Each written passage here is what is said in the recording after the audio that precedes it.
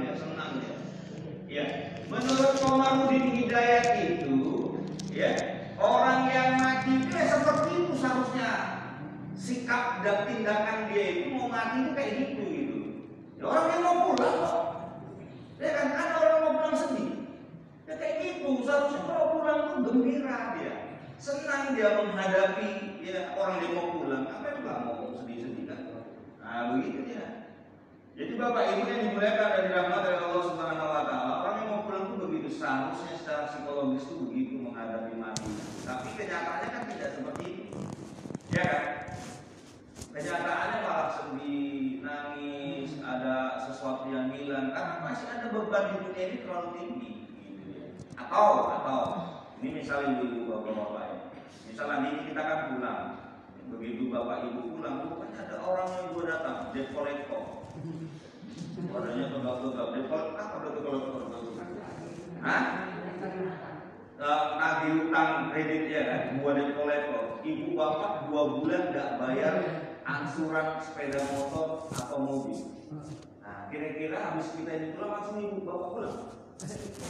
Nah, kemana coba? Ya pokoknya nggak langsung pulang kan? Kenapa? Takut menghadapinya. Kenapa? Ya ada sambutan lah. Biar udah pulang dulu. Di rumah, debt collector datang nih mak, yowes bilang aja mama nggak ada, akhirnya jadi nggak pulang kita kan? Kenapa? Karena kita takut.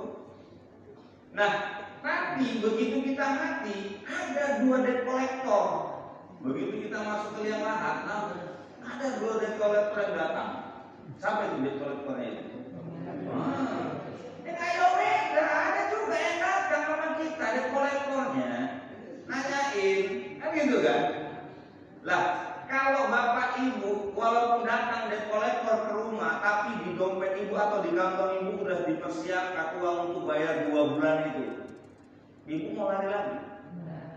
Dihadapi aja, apapun debt collectornya mau datang apa-apa kok, satu orang kita sudah punya kok. Nah, apa mau kita takut? Kita tidak ada rasa takut kan? Kalau kita sudah punya.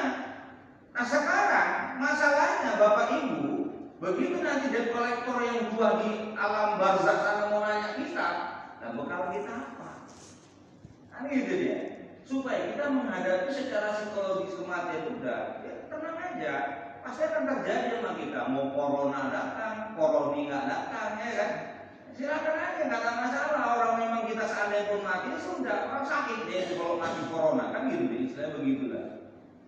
Ya, yang penting kita menjaga diri, kan gitu ya. Jadi bapak ibu yang dimuliakan dan dirahmati Allah Subhanahu Wa Taala, itulah seharusnya psikologi kematian itu kalau mau kita hadapi. Nah, jadi nggak usah lagi istilahnya parnoan, nah gitu. Nah, kemudian mati itu, nah ini baru masuk kajiannya. Mati itu adalah cobaan. Bagi siapakah itu Pak Ustaz? Bagi kita yang hidup. Kalau sudah mati bukan cobaan. Cobaan itu untuk orang yang hidup. Kita ini lah. Yang hidup itulah sebagai cobaan. Jadi tadi yang Ustaz bilang cobaan itu bisa kesenangan, ya, bisa kebahagiaan. Bapak Ibu dikasih harta oleh Allah Subhanahu Wa Taala, itu cobaan. Kalau nggak digunakan di jalan Allah, kalau hanya untuk bersenang-senang, nggak ada gunanya. Ada lagi cobaan itu bersifat pangkat, kedudukan, kehormatan, ya kan? Kita kadang-kadang itu begitu dikasih oleh Allah Subhanahu Wa Taala kedudukan, kita lupa diri, ya, bahwa seolah-olah jabatan itu seumur hidup, ya, padahal jabatan itu sementara. Ya, terkadang itu membuat diri kita itu sombong, ya, tidak melihat orang di sekeliling kita bahwa sebenarnya kita juga nanti akan di hadapan Allah. Ada juga ujian itu yang Allah berikan itu, ya, sifatnya seperti fitnah. Ujian itu fitnah, ya, seperti kematian, seperti sakit, ya, kesulitan, ya, wabah dan sebagainya. Maka salah satu yang kita hadapi adalah kematian. Bagi kita yang hidup ini, ujian itu harus kita lihat. Yang pertama, apa itu sebagai iktibar? Apa Bapak Ibu? Iktibar. Iktibar itu apa Ustaz? Orang mengatakan hikmah. Hikmah itu ilmu, kan gitu ya. Ilmu itu pelajaran. Jadi iktibar itu adalah pelajaran, ilmu. Orang diuji, siswa itu diuji, mahasiswa diuji itu untuk apa? Ya menguji pelajarannya. Yang selama ini dia pelajari supaya dia tahu, paham apa yang diberikan oleh gurunya. Allah juga demikian. Kenapa Allah menguji kita dalam kehidupan ini? Karena Allah sudah memberikan kepada kita itu banyak fasilitas di dunia ini, ya, seperti harta, ya, uang, kemudian makanan, minuman, anak, keluarga, jabatan, kedudukan, kehormatan. Allah kasih sama kita. Lantas, apakah ketika ditarik nikmat itu oleh Allah Subhanahu wa taala sesaat, ya, apakah begitu Allah kasih kepada kita itu kenikmatan itu, lebih cinta kalian kepada dunia ini atau lebih cinta kepadaku? Allah yang menguji ini. Karena apa? Kata kuncinya itu Allah sayang sama kita. Jadi iktibar, ujian itu dikasih oleh Allah Subhanahu wa taala untuk supaya iktibar, mendapatkan pelajaran dari situ. Nah, ketika kita mendapatkan pelajaran dari situ, Allah akan kembangkan sedikit, naikkan kelasnya itu, mendapatkan hidayah dari Allah Subhanahu wa taala. Jadi orang yang diberikan ujian oleh Allah, mampu dia beriktibar, memikirkan itu, oh ini dari Allah Subhanahu wa taala, maka Allah akan kasih apa? Hidayah di depan matanya diberikan. Bapak Ibu pernah dengar namanya Fir'aun? Pernah? Bapak-bapak pernah dengar namanya Fir'aun enggak? Nah, Fir'aun itu ngaku dirinya sebagai apa? Tuhan. Kira-kira Allah marah atau gembira itu Allah yang dia? Nah, murka? Apa senang Allah nengok Fir'aun seperti itu? Nah, Allah itu senang nengok Fir'aun, bukan marah. Ya?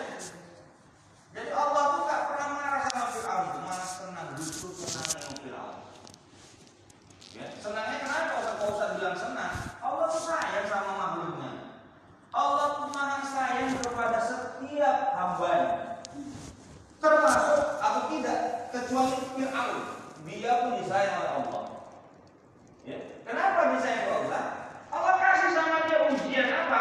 Berupa hartanya, kekuasaannya, kehormatannya. Begitupun dia ngaku sama Allah, mengaku kepada manusia dia adalah sebagai Tuhan. Tapi Allah sayang sama dia.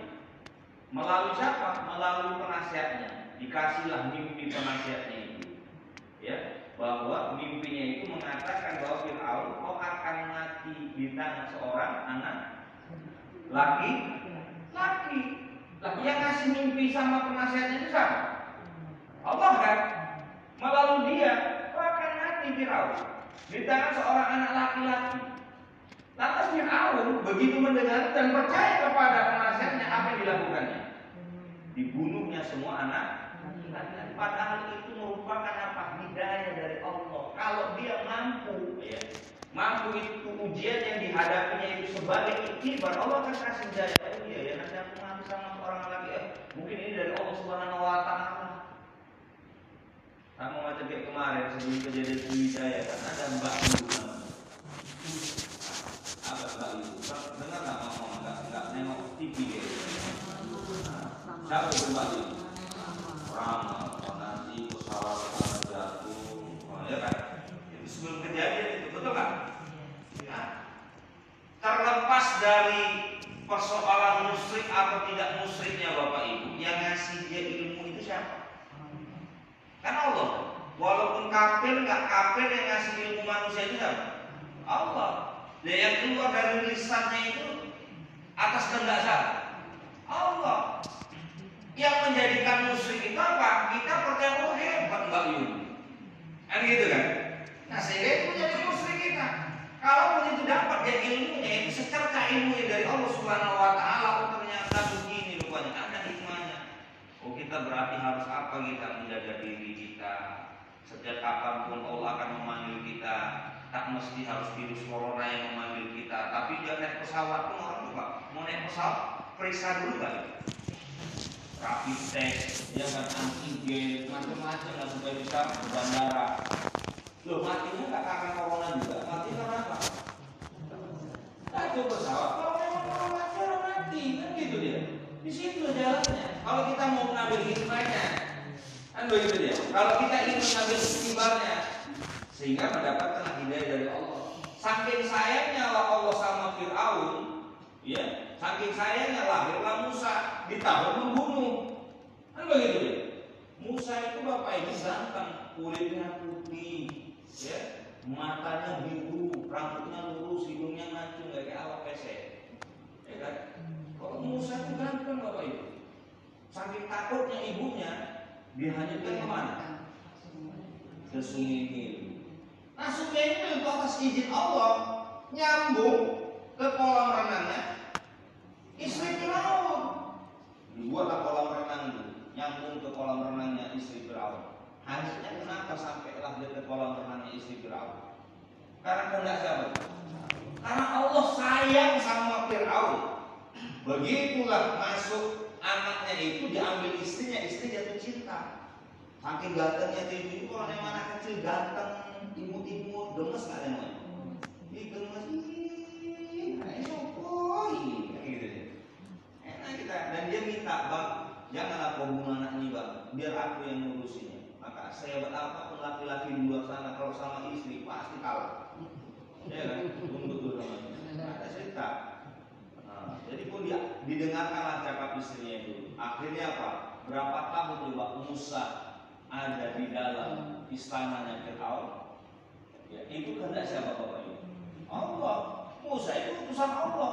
Sayang betul sama Firaun. Tapi di situ nggak dijadikan hikmah sama Firaun. Maka hidayah itu nggak dapat. Maka hati Firaun ditutup oleh Allah selama-lamanya, dikunci oleh Allah. Sampai di akhir hidupnya Allah rekam ini dalam Al-Quran surah Yunus ayat 90 sampai 91. Hatta idza adrakahu gharq qala amantu annahu la ilaha illalladzi amanat bihi banu Israil wa ana minal muslimin. Begitu dia mau mati, dia ngomong sama Allah, la ilaha illallah, aku ini orang beriman Tuhan. Mana bisa udah ditutup hatinya, dikunci hatinya oleh Allah. Lantas Allah jawab, al-an, kau selama ini nanti baik, where are you going? Nah, betul lah bahasa. Nah, kemana saja kau? Itu Nabi sudah di dekatmu, sudah di sekelilingmu tiap saat. Kenapa kau tidak mau mendengarkan apa yang dia sampaikan? Itulah bahasanya.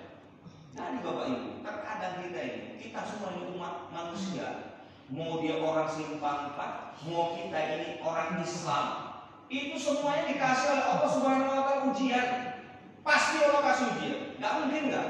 Supaya apa? Manusia itu mampu menjadikan ujian itu iktibar.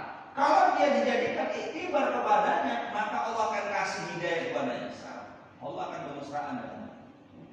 Tapi kebanyakan manusia sudah dikasih ujian oleh Allah, tak dijadikan iktibar, matinya pun akhirnya apa? Sesat. Ya kan? Ditunjukkan oleh Allah, tetangganya rajin sholat. Supaya apa? Tetanggaku rajin sholat. Kalau dia mau ngambil iktibar, tetanggaku rajin menjadi sholat subuh nih, ada ujian namanya. Kalau dia mampu mengambil iktibar, aku contoh kawan tuh kan gitu dia. Supaya aku juga sholat subuh, tetanggaku tuh mama-mama tuh walaupun banyak anaknya, walaupun dia susah, tapi masya Allah rajin dia ngaji. Aku kepengen itu kan jadi ujian sama dia. Iktibar, mampu nggak dapat hidayah dia. Jadi kemarin tuh Ustaz dapat kiriman video dari seorang Ustaz juga. Yang ini cerita dari Ustaz, salah satu Ustaz yang terkenal di Indonesia. Jumpa seorang wanita yang pakai jilbab besar. Cerita sama Ustaznya, akhirnya dia cerita tentang dirinya. Pak Ustaz, ya barangkali Pak Ustaz kalau nengok saya 10 hari yang lalu nengok saya Pak Ustaz jijik Pak Ustaz. Loh kenapa? 10 hari yang lalu Pak Ustaz, perilaku dan hidup saya selama itu sangat menyimpang. Kenapa? Saya tiap malam Pak Ustaz, saya dianugerahi oleh Allah Subhanahu wa Ta'ala harta yang banyak. Tapi harta saya itu apa? Mabuk-mabukan. Perempuan ini Bu. Saya kalau minum minuman keras itu nggak pakai gelas gini Pak Ustaz. Jadi gimana? Langsung saya kan nggak Pak Ustaz. Udah, kadang-kadang saya malam sama kawan-kawan saya, sama kawan-kawan perempuan laki-laki, karena saya berdiri di atas meja Pak Ustaz, kan gitu, sambil joget-joget sambil minum, cuma pakai sama Pak Ustaz. Itu jangan dibahas, ya, intinya jangan dibahas. Ya, pokoknya paham lagi ya. Nah, ngeri hidup saya Pak Ustaz. Malamnya saya pulang, begitu saya pulang, saya tidur, saya mimpi ketika itu saya dicambuk nyawa oleh malaikatnya Allah Subhanahu wa Ta'ala. Sakit Pak Ustaz. Akhirnya saya terbangun, besok saya bangun saya kira itu mimpi biasa. Besok malamnya mimpinya berlanjut. 3 hari 3 malam mimpinya bersambung, kayak tersandung. Orang nonton tersandung. Berapa episode ini? Masa mimpi berepisode? kebangun, ya kan? Habis itu tidur lagi, bisa maju mimpi. Tapi aku mimpi enak aja, mimpi lagi bisa. Terputus. Ya nggak ada orang mimpi berlanjut, ini mimpi berlanjut, macam bersemi dia, 3 hari 3 malam, dan itu Pak seolah-olah nyata. Dan saya memutuskan hari ini saya bertobat. Maka karena saya seperti ini, nampak besar seperti ini. Nah, itulah maksudnya yang dikatakan orang mampu menjemput hidayahnya. Dikasih oleh Allah Subhanahu wa taala ujian berupa harta. Selama ini dia hidupnya senang, lantas Allah kasih sama dia. Seperti apa wahyu kalau orang bilang. Orang kasih ilham kepadanya. Allah kasih kepadanya itu apa istilahnya gambaran. Beginilah nanti kalau kau mati. Nah dia mampu menjadikan itu iktibar, hikmah. Atas dia mengambil tindakan, bertobatlah dia. Akhirnya apa? Masuk dalam itu. Banyak orang Bapak Ibu, Allah kasih sama dia ujian. Tapi terkadang disitulah orang tidak mau mengambil hikmahnya. Sehingga apa? Tetap ukur ya, matinya pun susah nanti. Ngomongkan la ilaha illallah. Ini kan banyak orang yang hidup seperti ini, nggak pernah ke masjid, kan begitu ya. Udah dikasih ujian oleh Allah sakit, nggak taubat juga ya. Ada, ya kan? Dikasih ujian oleh Allah Subhanahu wa taala, apalagi anak yang bandel, dia juga nggak pernah memikirkan bagaimana cara mendidik anaknya. Lantas dia juga nggak mau ke masjid, anak sampai matinya pun nggak pernah ke masjid. Cuma kalau ke masjid itu di lapangan, karena di lapangan sholat Idul Fitri sama Idul Adha, ya kan? Jadi itu pelajaran bagi kita. Misal dalam rumah tangga, istri taat sama Allah, suami gak taat sama Allah. Ada gak orang yang seperti ini? Ibunya rajin sholat, suami tak rajin sholat, tak pernah ngaji, tapi istrinya rajin kali ngaji. Ada kayak gitu. Cobaan. Jadi kan itu bagi yang suami yang tidak melihatnya itu kan biasa saja dia.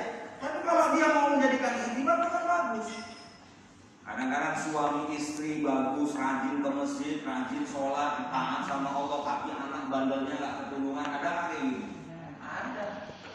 Di rumah bagus, suami istri bagus, keluarga bagus, tetangga ya Allah nggak bagus. Ada nggak kayak gitu? Ini banyak ya.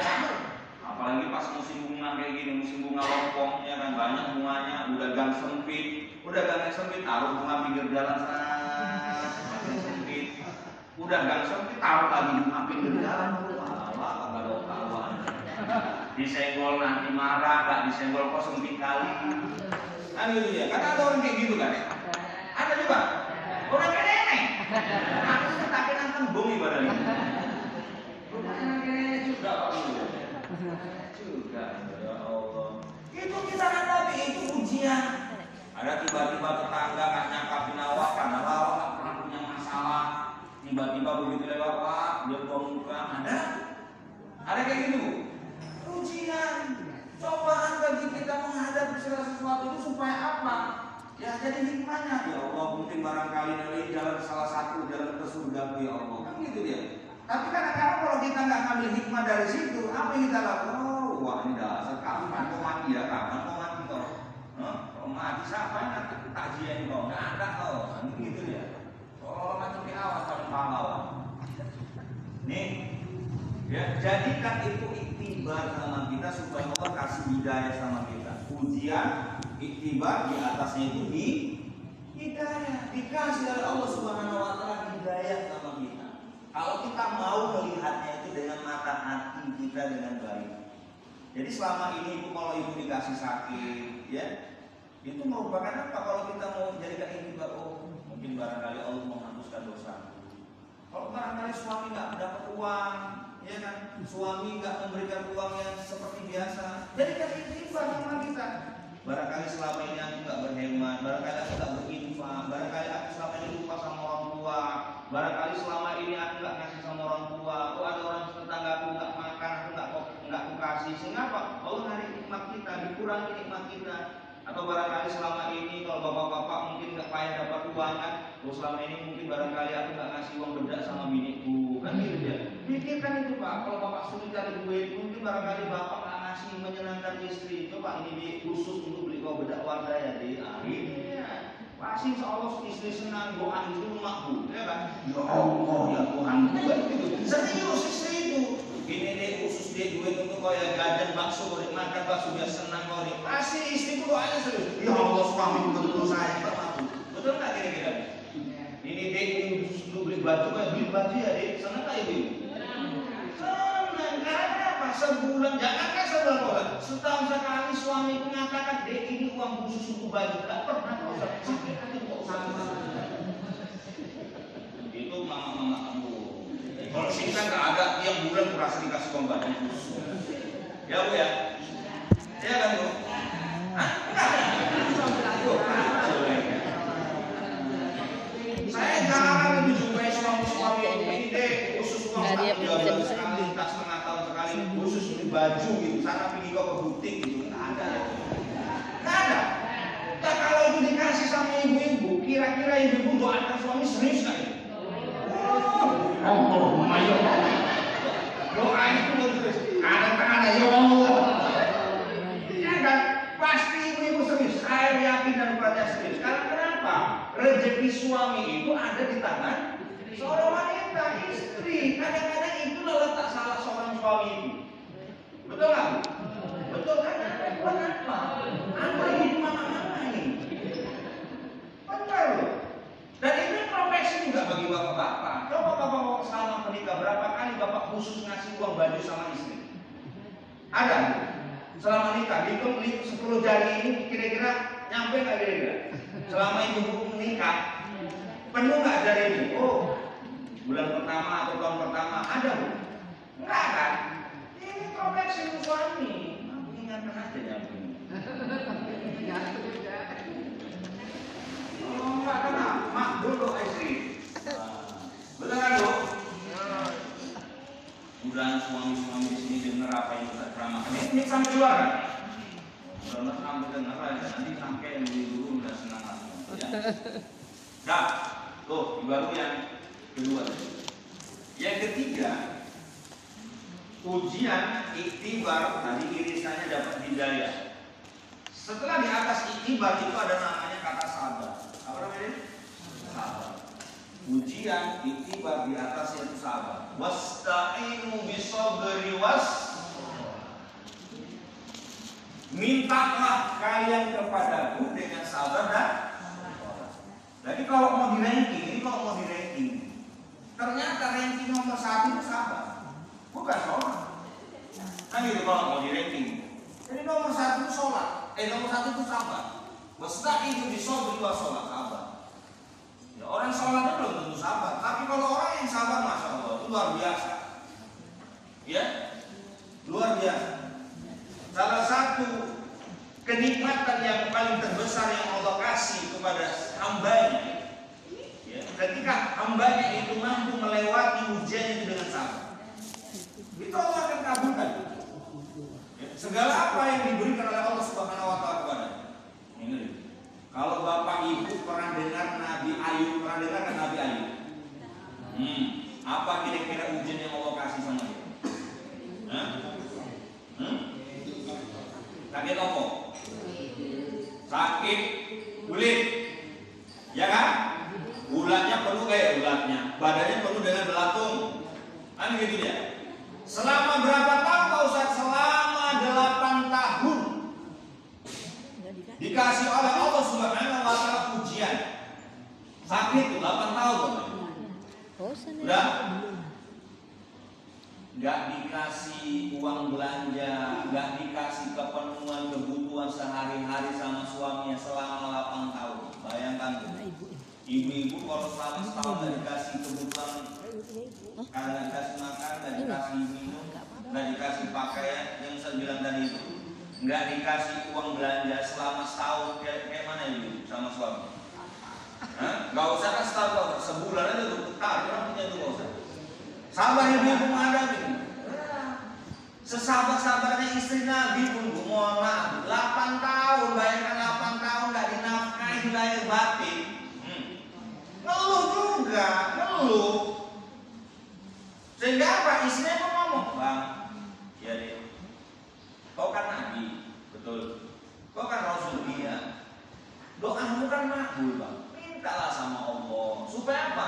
Ya supaya kau sembuh dari penyakitmu bang. Udah 8 tahun kita hidup susah kayak gini bang. Aku gak tahan bang. Begitulah keluh kesahnya istri Nabi Ayub. Apa kata Nabi Ayub? 18 tahun kau hidup bersamaku dulu. Selama 18 tahun sudah kita diberikan oleh Allah kecukupan harta. Kau berlebih. Kita hidup berlebih dikasih oleh Allah Subhanahu wa Ta'ala. Bahkan kebutuhanmu pun sudah kukasih lebih. Nah sekarang baru 8 tahun. Nikmat dulu 18 tahun Allah kasih sama kita. Lantas sekarang 8 tahun aku minta sama Allah. Malu aku deh. Malu. Belum ada separuhnya yang Allah kasih ujian ini padamu. Bayangkan. Tapi gitu pun Pak, apa yang disampaikan oleh istrinya itu juga didengarkan. Walaupun yang ngomongnya kayak gitu, akhirnya diberdoa sama Allah. Ya Allah, sembuhkanlah penyakitku ini. Sehingga Allah mengasihi, ya Allah memberikan petunjuk kepadanya. Hentakkanlah kakimu, hentakkanlah kaki itu, keluarlah air. Sehingga air itu berkumpul, dia mandi di situ untuk membasahi diri, dan akhirnya penyakitnya pun sembuh. Dari apa? Buah kesabaran. Ya Bu ya, doanya makbul. Bapak Ibu pernah nggak dengar kata Nabi begini? Doa orang yang terzalimi itu dimustajabkan. Pernah dengar? Nah Bu Pak, Bapak pernah dengar nggak? Doa orang yang terzalimi itu mustajab. Ibu-ibu yang dikatakan Nabi itu kira-kira doa orang terzalimi mustajab itu bagaimana? Ibu disakiti, ibu difitnah, ibu dihujat, bapak disakiti sama orang. Tapi bapak di situ membalas apa yang dilakukan sama orang itu.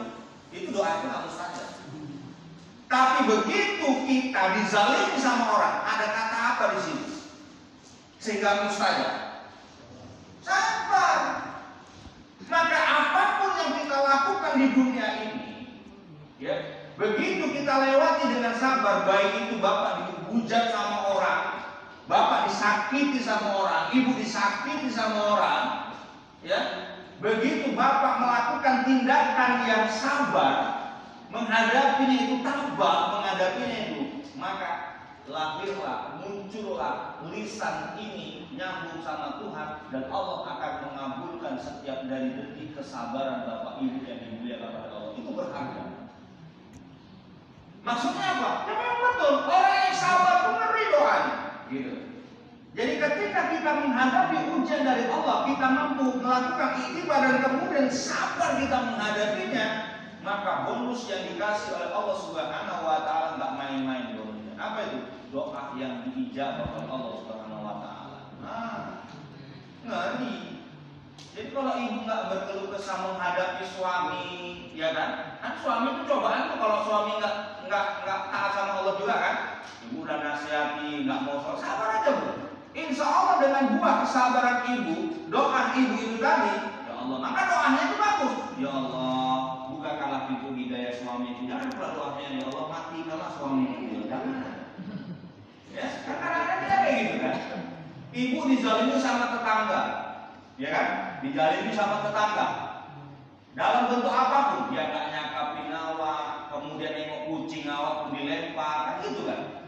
Orang kalau udah nggak suka nengok kucing awak pun malah, betul nggak? Betul, ya kan. Nengok kecoa awak pun malah aja. Ini kecoa dari mana? Kecoa sama dasar pun ada dia. Padahal kita palanya sama orang kan, tapi kecoa awak pun salah. Nah itu dari rumah kecoanya. Itu tadi. Tapi kalau kita sabar menghadapinya, tapi jangan lupa minta sama Allah. Ya Allah, bukakanlah pintu hati tetangga, ya Allah. Karena lisan orang yang bersabar itulah yang akan dimakbulkan oleh Allah. Karena doa orang yang terzalimi adalah doa orang yang dari buah kesabaran. Understand? Ya, ngomong. Mau sampai ngomong pula ya kan? Ramah usah dengarkan. Dah, tuh sabar. Jadi kata kunci itu wastaqinu bisabr. Karena Allah mengatakan innallaha ma'as-sabr. Karena Allah itu bersama orang-orang yang sabar. Jadi kalau dikasih ujian sama Allah sabar lah ya. Nah, yang berikutnya, yang ketiga. Yang ketiga betul ya? Keempat apa juga? Keempat ya. Ujian, iktibar, sabar, yang di atasnya itu adalah ikhlas. Apa namanya? Ikhlas. Qul inna sholati wa nusuki wa ma. Ya terus. Wa ma billahi. Al-Qur'an surah An-An'am ayat 162. Kata Allah katakan, sesungguhnya sholat, ibadah, hidup dan matiku itu karena Allah. Jadi Allah memberikan kabar gembira kepada kita itu kan setiap apa yang kita lakukan di dunia ini itu pasti sudah kehendak Tuhan. Baik itu ibadah kita, sholat kita, hidup kita, mati kita karena ya Allah. Artinya apa? Kita harus ikhlas. Ibu datang ke masjid ini walaupun hujan. Nah, Ustaz tadi pun udah bingung dari hujan ini. Datang nggak jamaah ya kan? Ibu lah. Rupanya karena apa? Kekuatannya apa? Ikhlas. Ibu datang kemari karena apa? Ikhlas. Sehingga apa mau badai hujan kayak manapun Ustaz, saya akan datang ke masjid. Ikhlas. Menghadapi segala sesuatu itu ikhlas. Mau makan, harta, anak, istri, tetangga, semuanya itu ikhlas. Minum aja kalau nggak ikhlas berat. Ya kan? Ngangkatnya malas sekali awak. Rupanya nyampe kemari. Karena kita ikhlas. Ya, buah dari keikhlasan itu sangat luar biasa. Maka hidup, mati kita itu kita serahkan kepada Allah. Kita ingin ya kehidupan kita ini berjalan dengan baik. Ya, keikhlasan kita harus kita menunjukkan Bapak Ibu yang dimuliakan oleh Allah. Ya, macam kayak kita berinfak, ya. Itu apa ini? Misal, ini di kantong kita ada uang 100.000, ada uang 50.000,